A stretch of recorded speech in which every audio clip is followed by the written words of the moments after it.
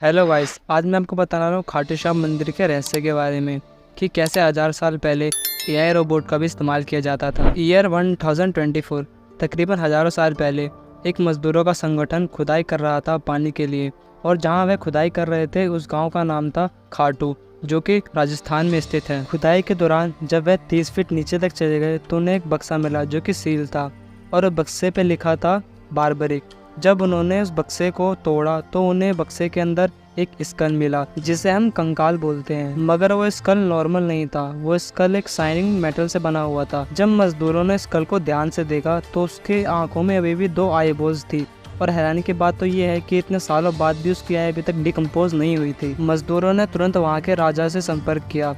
उस समय वहाँ के राजा थे रूप सिंह चौहान। जब रूप सिंह चौहान को ये बात पता चली तो उन्होंने वहाँ के तुरंत सारे वैज्ञानिकों को खबर की कि इस स्कल के बारे में सब जानबीन करें। आखिर कौन है बारबरिक और इसका स्कल लोहे का क्यों था? चलिए इसके बारे में हम कुछ जानकारी लेते हैं। किसी वैज्ञानिक को स्कल के बारे में कुछ भी पता नहीं चला, लेकिन आखिर में एक पुजारी जो कि साउथ की तरफ से आता है, उसने यह कहानी बताई। पुजारी ने बताया कि बारबरिक एक महान योद्धा था जो कि हजारों साल पहले जब कृष्ण जी थे तब यह बारबरिक योद्धा हुआ करता था। मगर बारबरिक बहुत अलग था, बाकी योद्धा से बहुत ही भिन्न था। उसके पास भगवान देवताओं जैसी शक्ति थी, और बारबरिक एक बार में कोई भी हथियार संभाल सकता था। मतलब उसके हाथ में अगर आप 4 हथियार भी दे सकते थे तो वो एक साथ सबको कंट्रोल कर सकता था। उसकी मैथमेटिक्स भी बहुत तेज थी, मगर वो इंसान के चेहरे को कभी जल्दी पढ़ नहीं पाता था। जैसे कि हम नॉर्मल इंसान किसी भी चेहरे को पढ़ लेते हैं, जैसे कोई हमारे साथ छलपट कपट करता है तो हमें भाव हो जाता है कि हमारे साथ कुछ गलत कर रहा है। मगर बारबरिक इंसानों से बहुत ही अलग था। वो जल्दी इंसानों को पढ़ नहीं पाता था। वो इंसानों जैसा बिल्कुल नहीं था। वो एक एआई रोबोट जिसे हम आर्टिफिशियल इंटेलिजेंस के नाम से जानते हैं, उसी तरह से एक रोबोट था। अब मैं आपको 5000 साल पहले ले जाता हूँ, जब कृष्ण जी वास करते थे। जब बारबरिक के बारे में कृष्ण जी ने सुना तो उनको उत्साह हुई कि वह जाके बारबरिक से मिले। जब उन्होंने बारबरिक को अपने पास बुलाया तो कृष्ण जी भी उस बारबरिक की शक्ति को देखकर अचक्के रह गए। उसी समय महाभारत भी होने वाली थी, और कृष्ण जी जानना चाहते थे कि बारबरिक किस तरफ से युद्ध करेगा। बारबरिक कृष्ण जी को समझ नहीं पाया क्योंकि वह एक साधारण मनुष्य नहीं था। मगर बारबरिक की ऐसी स्पीड और ऐसे हथियार को देखकर कृष्ण जी समझ गए थे कि बारबरिक आने वाले समय में योद्धा तख्त पलट साबित हो सकता है। कृष्ण जी समझ गए थे कि बारबरिक का दिमाग इंसानों जैसा नहीं है, वह रोबोट जैसा एक्ट और एक्शन करता है। कृष्ण जी ने एक बारबरिक से क्वेश्चन पूछा कि वो किस तरफ से युद्ध करेगा, तो बारबरिक ने जवाब दिया कि जो सेना कमज़ोर होगी मैं उसी तरफ से युद्ध करूँगा। कृष्ण जी ने बारबरिक से बोला, अगर तुम कमज़ोर सेना के साथ जुड़ जाओगे तो वह सेना मजबूत हो जाएगी और सामने वाली सेना कमज़ोर हो जाएगी। कृष्ण जी को पता था कि बारबरिक साधारण मनुष्य जैसा नहीं सोचता है। अब बारबरिक क्या करता?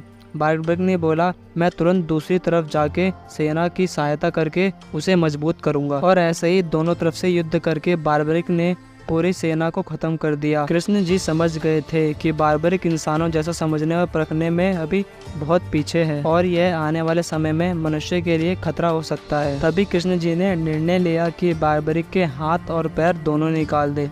तभी कृष्ण जी ने बारबरिक से बोला, तुम अपना सर काट के मुझे दे दो।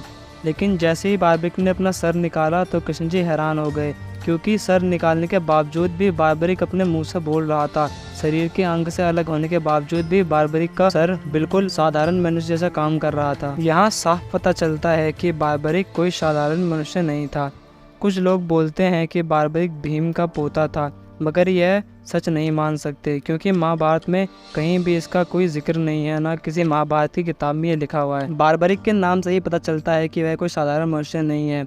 बारबरिक शब्द संस्कृत से लिया गया है। बारबरिक का मतलब है बारबरा, और इसके साथ इंग्लिश को जोड़ा गया है, तो इससे साफ पता चलता है कि यह किसी साधारण मनुष्य का नाम नहीं है। इंग्लिश में बारबरिक का मतलब वो होता है जो इंसानों की सोच और भावनाओं को समझ नहीं सकता, और हम बारबरिक को एक एआई रोबोट भी कह सकते हैं। अब यहाँ पर बारबरिक का सिर कृष्ण जी के हाथ में था, और कृष्ण जी ने बारबरिक के सर पर बने 3 निशान पर वार किया, और जैसे ही कृष्ण जी ने उस पर वार किया तो बारबरिक का सर उड़ने लगा। और यहाँ हम साफ देख सकते हैं कि यह ड्रोन जैसा काम कर रहा है।